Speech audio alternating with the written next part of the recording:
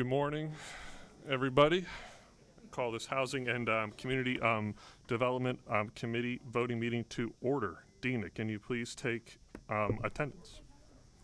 Chair Markosik. Rep. Abney. Designation. Rep. Boyd. Rep. Brown. Designation. Rep. Cephas. Designation. Rep. Green. Designation. Rep. Krajewski. Rep. Madsen. Here. Rep. Mays. Designation. Rep. Powell. She is in the hallway. Yeah, she'll be joining us. Rep. Probst. Here. Rep. Siegel. Here. Rep. Smith Waddell. Designation. Rep. Waxman. Here. Chair Irvin. Here. Rep. Bashline. Here. Rep. Jones. Designation. Rep. Kephart. Here. Rep. McKenzie. Rep. Major. Here. Rep. Rosel. Present. Rep. Rossi. Here. Rep. Schaefer. Here. Rep. Twardzik. Here. Rep. Walsh. Here. Rep. Weekneck. Here. Thank you, Dina. I call up House Bill 1492. Jim, can you please describe the bill? House Bill 1492 requires housing providers to consider the unique circumstances of drug distribution convictions older than 7 years when reviewing applicants. Thank you, Jim. I offer Amendment 01729. Jim, can you please describe it? Amendment 01729 expands the scope of permissible criminal history, lessens the penalty for first-time violations, modifies the enforcement section, and exempts housing providers with 10 or less rental dwelling units. Before we go to the bill, is there any discussion on A01729? Chairman Irvin. Thank you, Mr. Chairman. Although I do not support the bill, I do believe this amendment does help your individual property owners with less than 10 properties and lessens the penalties and does help your landlords in this. So I will be asking for a yes vote on the amendment. Thank you, Chairman Irvin. Is there any other discussion or questions on the amendment? Rep. Siegel. Just that I support the amendment. I appreciate the chairman for bringing it forth. And the amendment was a product of, I think, bipartisan conversation with a number of stakeholders who have since supported the legislation as a result of these changes. And commend the chairman for bringing it up to make a more malleable and workable bill. So thank you. Thank you, Rep. Siegel. Seeing any other further questions or comments on the amendment? With that, Dina, can you please take the vote on A01729? Chair Markosik. Yes. Rep. Abney. Designation, yes. Rep. Boyd. Yes. Rep. Brown. Designation, yes. Rep. Cephas. Designation, yes. Rep. Green. Designation, yes. Rep. Krajewski. Rep. Madsen. Yes. Rep. Mays. Designation, yes. Rep. Powell. Yes. Rep. Probst. Yes. Rep. Siegel. Yes. Rep. Smith Waddell. Designation, yes. Rep. Waxman. Yes. Chair Irvin. Yes. Rep. Bashline. Yes. Rep. Jones. Designation no. Rep. Kephart. Yes. Rep. McKenzie. Yes. Rep. Major. Yes. Rep. Rosel. Yes. Rep. Rossi. Yes. Rep. Schaefer. Yes. Rep. Twardzik. Yes. Rep. Walsh. Yes. Rep. Weekneck.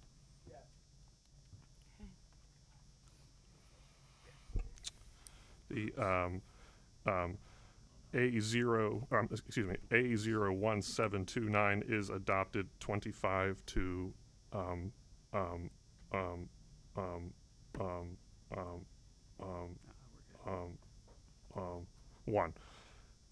On the bill as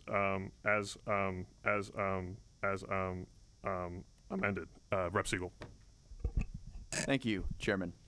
I want to talk a little bit to start today about the history of this legislation and understand the importance of why this legislation needs to take effect here in Pennsylvania. I want to bring you back to 1988 when the United States Congress was debating the Fair Housing Amendments Act, where we were trying to expand on and improve previous fair housing legislation passed during the height of the Civil Rights Movement. And at the time, a senator who we all know, Strom Thurmond, an ardent segregationist, inserted a provision into the Fair Housing Amendments Act that specifically carved out individuals with a drug distribution charge from protections from fair housing legislation, meaning that if you were convicted at 19 for selling a small gram of, say, cocaine or marijuana, you were forever denied access to fair housing protections under federal law.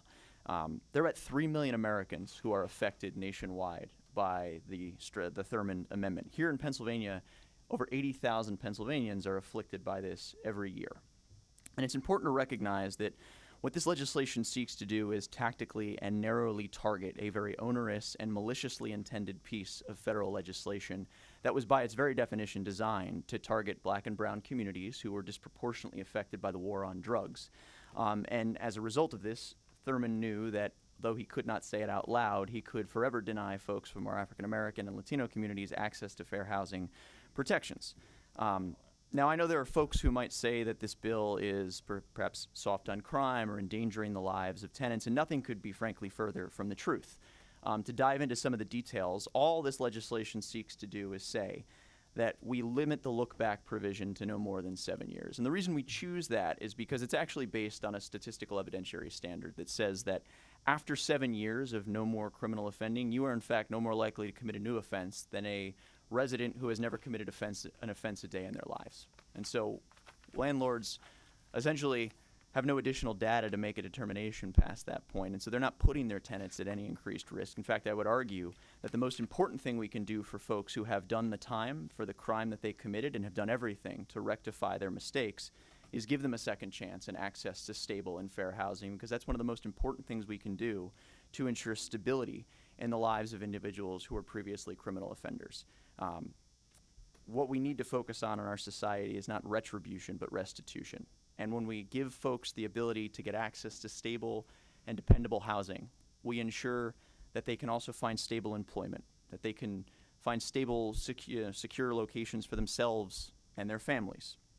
And it's important to note that for the vast majority of people who are convicted of drug distribution charges in this country, most of them are dealing or have less than a gram on them. And I would argue that most of our criminology statistics show that for individuals with that low a level of drugs on them, that they are most likely also users themselves. And so there are many folks who are getting caught up and ensnared on our war on drugs who are being charged with drug distribution charges, but are most likely just addicts or users themselves caught with a very small amount of drugs.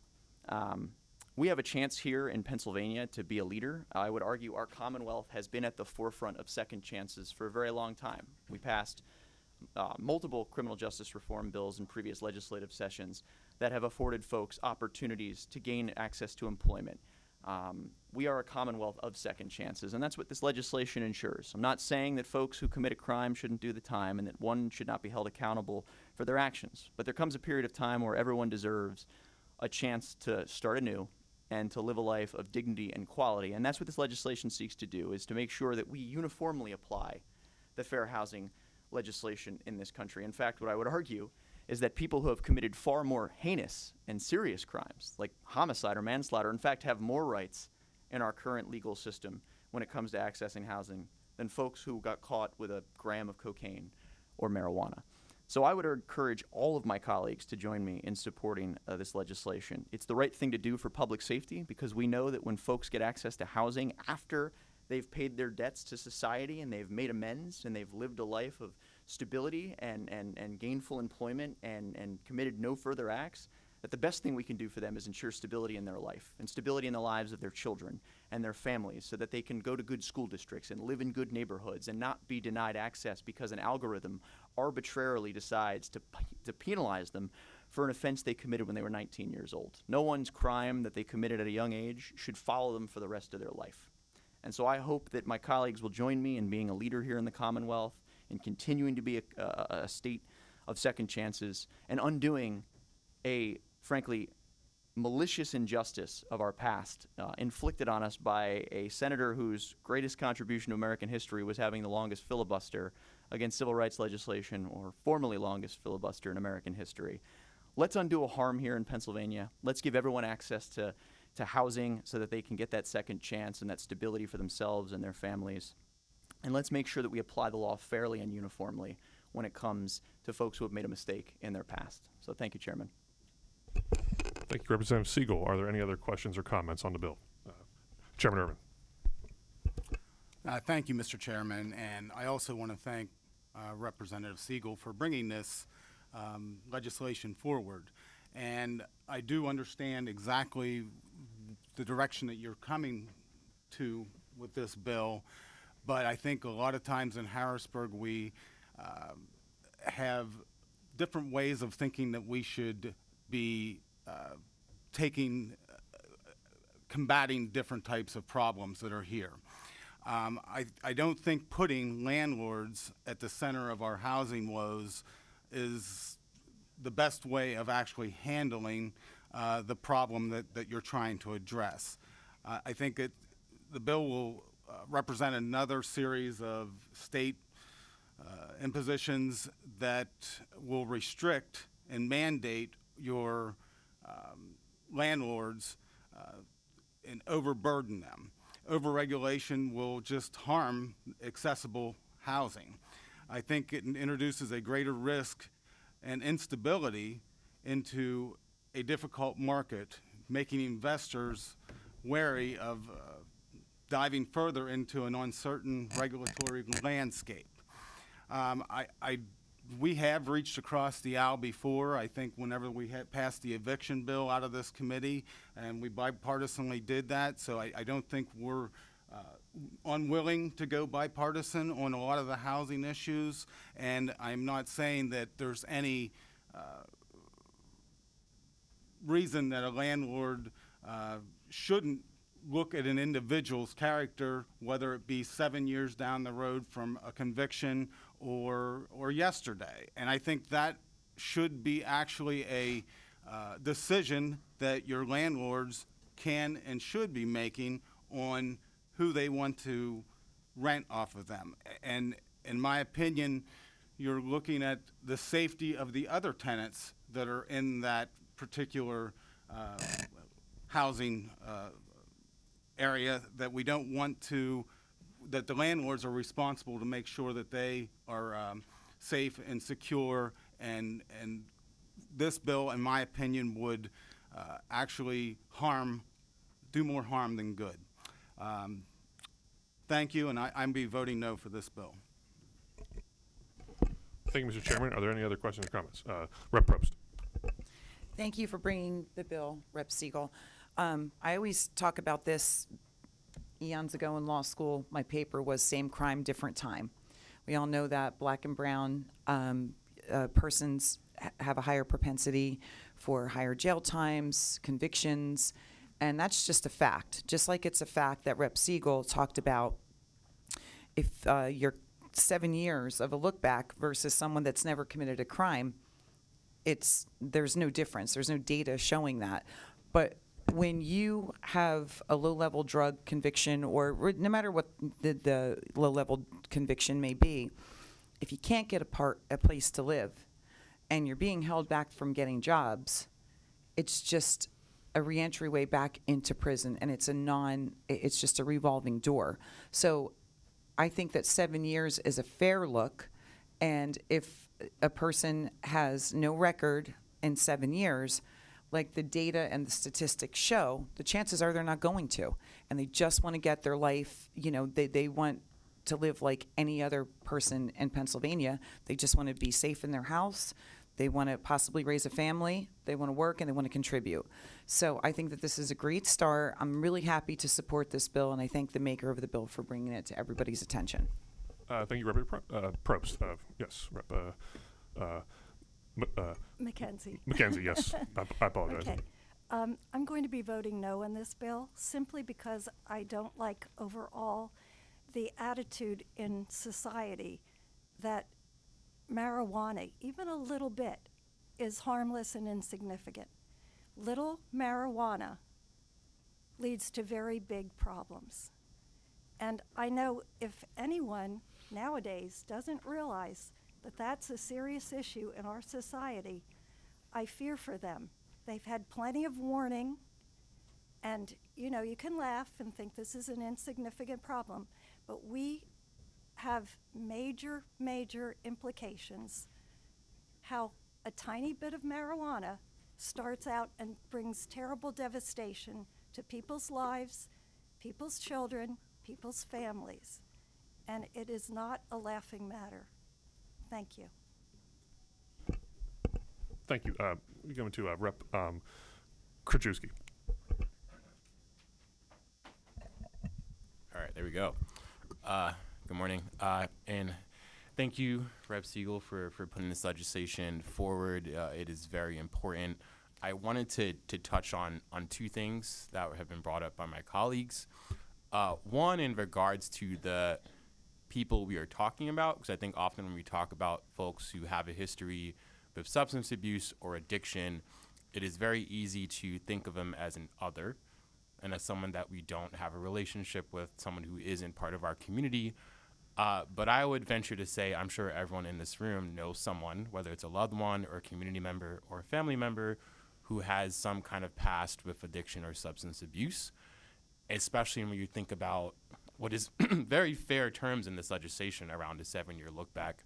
I think I could put good money on everyone in this room knowing someone who probably fits in that category. And I would ask you if you think that person doesn't deserve access to housing. Because if you do and you vote against this bill, that's essentially what you're saying. You're saying some family member or community member that you probably know who has probably struggled with addiction doesn't deserve access to safe, stable, and healthy housing. So I would ask everyone to really think about the fact that when we talk about legislation, when we talk about people who struggle with addiction, these are not others. These are not people who we're not in relationship with. These are our community members, our neighbors, and our family members, and I think they deserve compassion.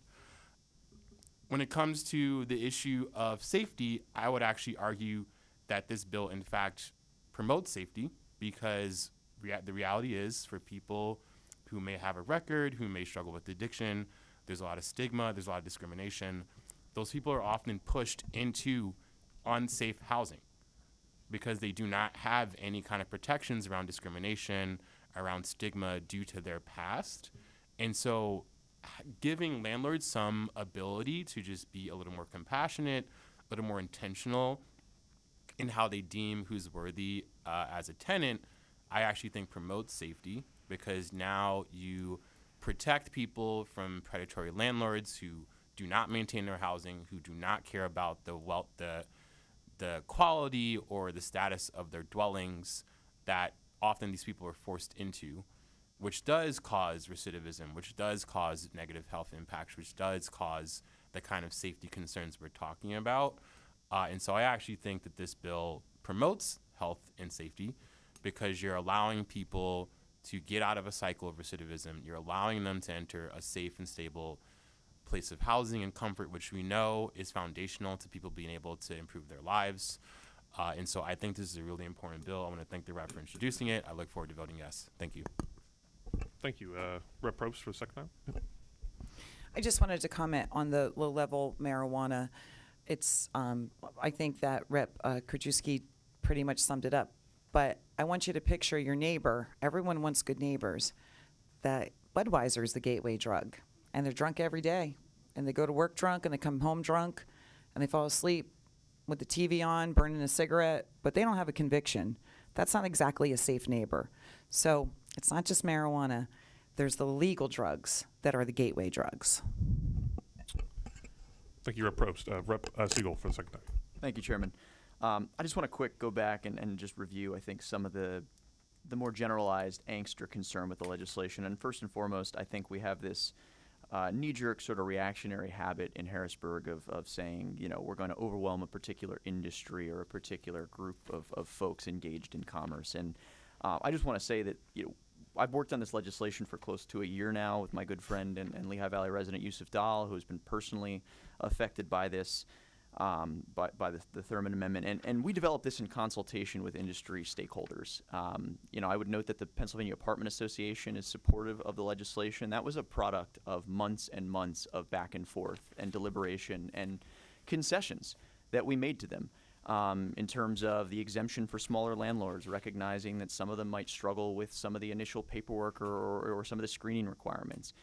Expanding the period of time that landlords had to rectify a claim brought against them, because again, we don't want to be punitive. I believe that 99.9% of landlords want to do the right thing, want to rent to a tenant who meets all of their applicable criteria, and might just, have made a mistake in the course of using algorithms, right? 80% of landlords in this country use AI now to screen out tenants in advance, and so till that software is updated, there's a lot of folks who will most likely be inadvertently caught up in that algorithm still pulling a prior drug distribution charge, and we don't want to penalize that landlord financially. The goal is not to hurt someone who is a respectable and reliable landlord who frankly is just trying to do right by their community and maintain their properties. We give them time in this legislation to address the concern brought against them and then grant that tenant an opportunity to reside in their apartment. And we, by the way, remove the liability for those landlords in this legislation, so that in the rare event that perhaps that individual might do something, and again, statistically they're entirely unlikely to, but in the event that they did,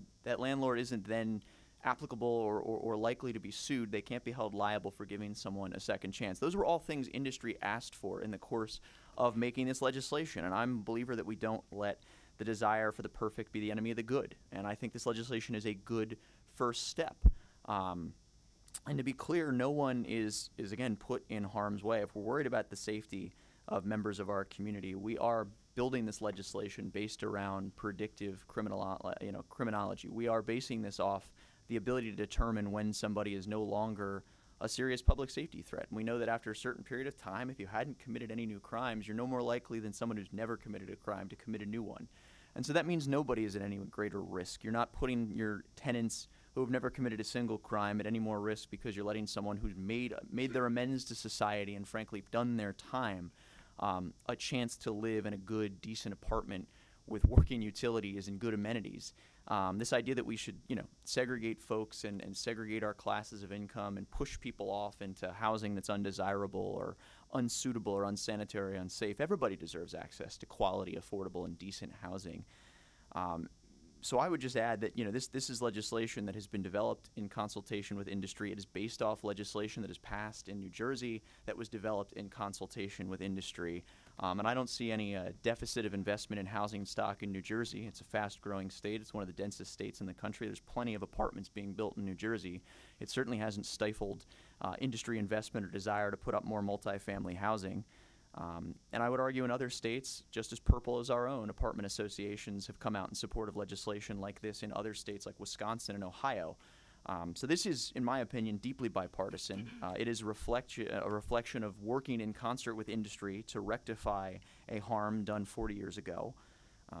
And to Representative Krajewski's point, Representative Probst's point, it will make us safer, because when folks are given that second chance, and they get access to stable housing, that's the best thing we can do to make sure that they don't go back to jail, that they don't recidivate, that they have a chance to live near a good job, that their kids get a chance to live next to good schools, and that they get to live with a quality roof over their head.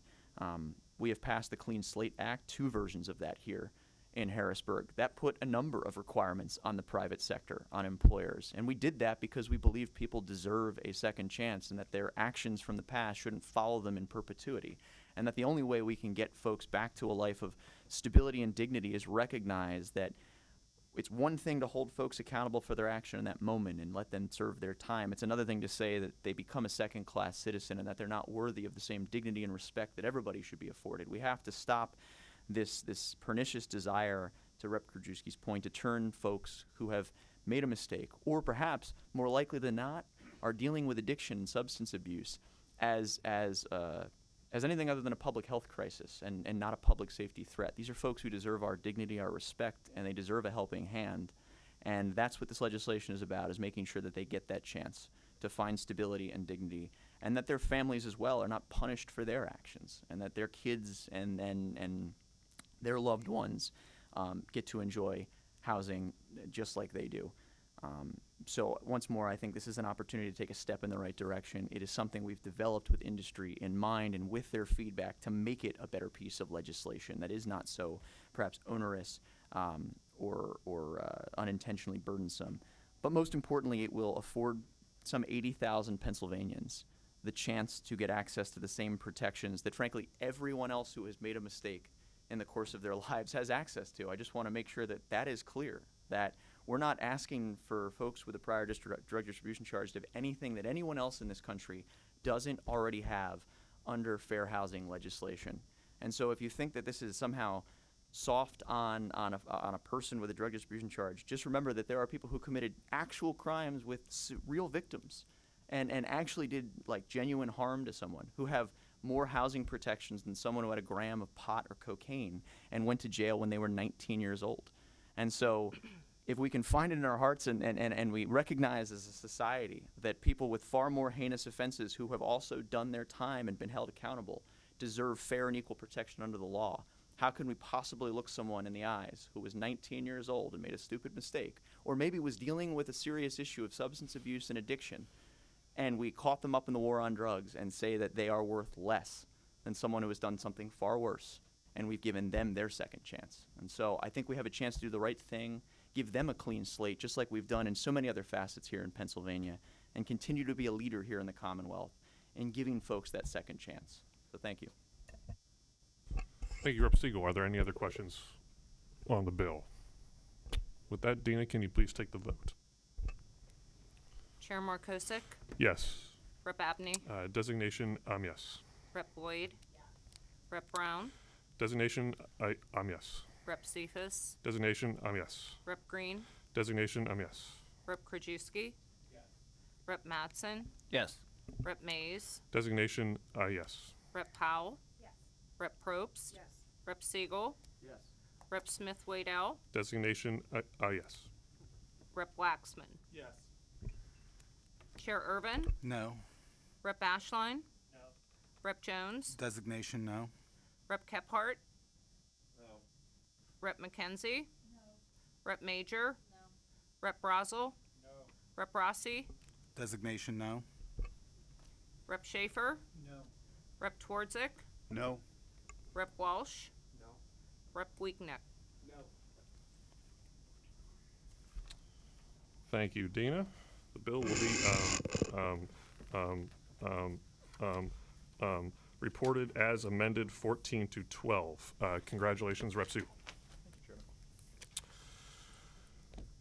I now call up House Bill 1874. Jim, can you please describe the bill? House Bill 1874 provides financial flexibility for redevelopment authorities and transit revitalization investment districts. Any comments or questions? We will go to the on-prime sponsor, Rep. Powell. Thank you so much, Chairman. I want to say very briefly, TRIDs are incredibly important. TRIDs are the Transit Revitalization Investment Districts that already exist in our neighborhoods. This legislation would allow for more flexibility for the redevelopment districts and authorities that are responsible for ensuring that those dollars that are, again, future revenue generated from projects close to transit-oriented developments, that those future dollars would be able to be utilized for the continued maintenance of these projects. Again, TRIDs already exist. This is giving them more flexibility to ensure that the maintenance of these important projects are continued, but also it is good practice. We see this in other states where they're able to, these redevelopment authorities are able to utilize those funds to maintain the good work that they do and give them, again, the flexibility to be good stewards of progress and growth in our neighborhoods. Thank you all for your consideration. Thank you. Is there any other comments or questions? Chairman Irvin. Thank you, Chairman. Thanks, Rep. Powell. I actually had a hard time getting my head wrapped around this bill, and I've never really heard of the TRID districts before, to be honest with you, so it was sort of educational to me.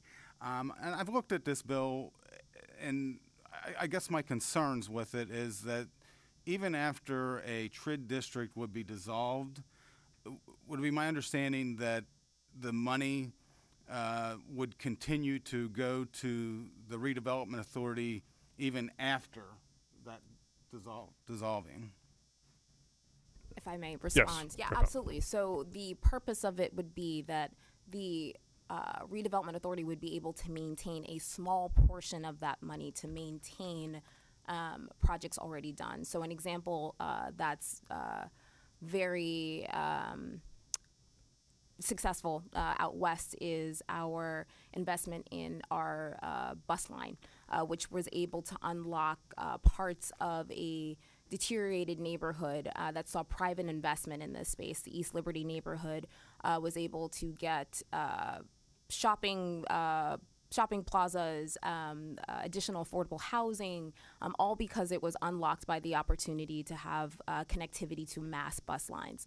The issue that we are facing now is that while the TRID district is dissolved, who's now responsible for maintaining some of those great projects and investments that have come from said investment? So it's maintaining a little bit of that money to do that maintenance that otherwise wouldn't be done. Can I follow up, Mr. Chairman, with the question? Sure. Okay.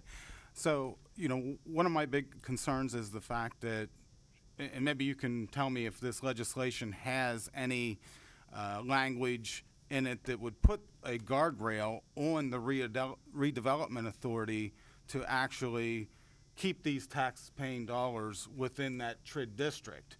Because right now, redevelopment authorities normally represent a lot larger of a area, geographic area, than what your TRID districts are actually limited to. And if there isn't any kind of language in that bill, would you be willing to put an amendment in or work with an amendment to make sure that we can put those guardrails in place that would say that that money is designated to that TRID district and not for the redevelopment authority to just sort of spend as they see fit?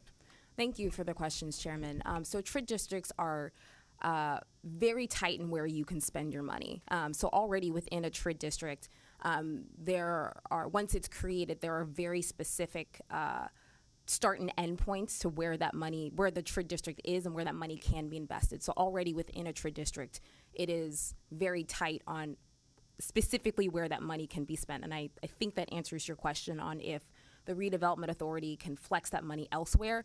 Per the TRID district guidelines, they cannot.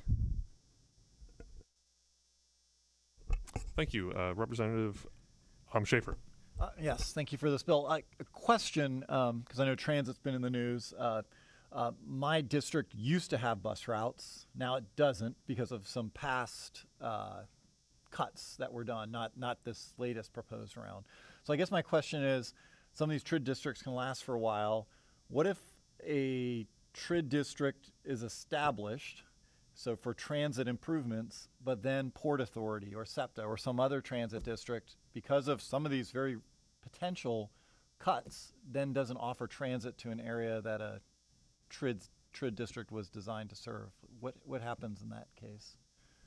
So for TRID districts as they currently stand, there is the very specific expectation that within the duration of that TRID district, while it exists, that there will be an expectation of what type of transit they'll see. So again, in the example back at home, the P1 bus line in East Liberty is what I mentioned earlier to the chairman.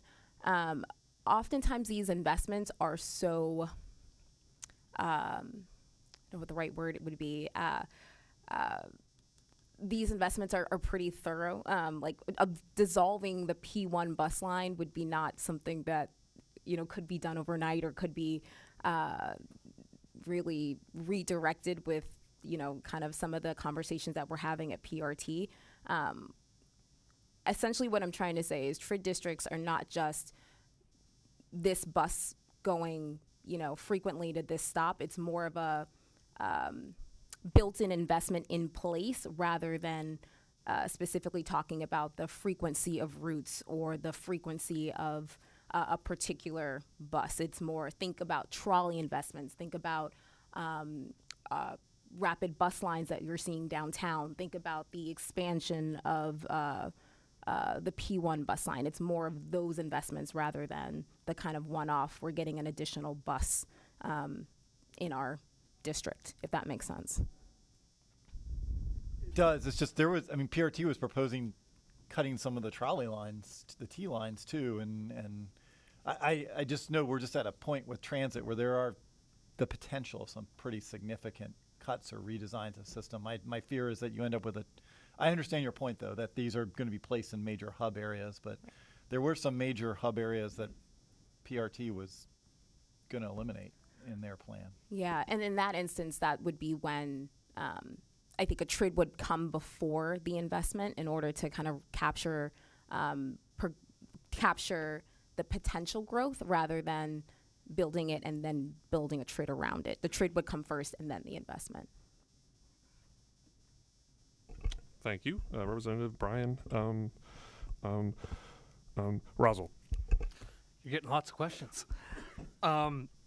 So how many TRID districts are there currently, and is there an idea of how many you would see in expansion? And then I have a follow-up to that. Sure. I'm unfortunately not aware of how many there are in the state. Okay. So I know that this is a mixture of public and private investment, if I'm understanding that correctly. So the purpose of the TRID is to attract private investment. Okay. With seeding from public investment? Yes. Okay. Do we have, we'll use your area in East Liberty as the example. What was the volume of public dollars used in order to seed that, in order to get to the private investment? Off the top of my head, I couldn't give you the right Okay. number, but We I'm can happy talk to, about yeah, that offline happy and to just- happy to follow And up. I appreciate that. Yeah, of course. Thank you. Thank you, Representative. Are there any other questions or comments?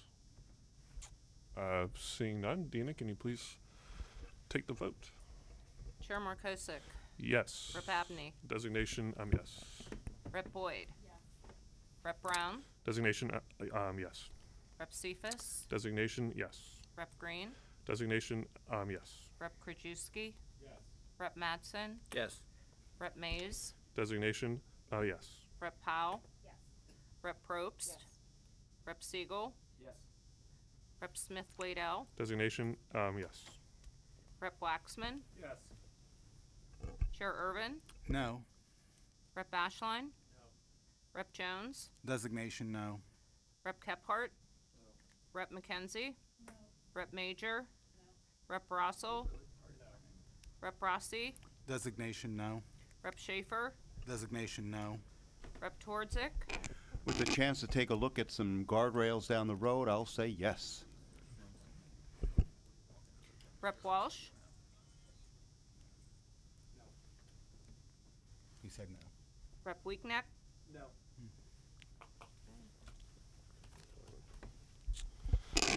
Thank you, Dina. The bill will be reported as committed 15 to 11. Thank you all for coming today. Seeing no other business, we are adjourned.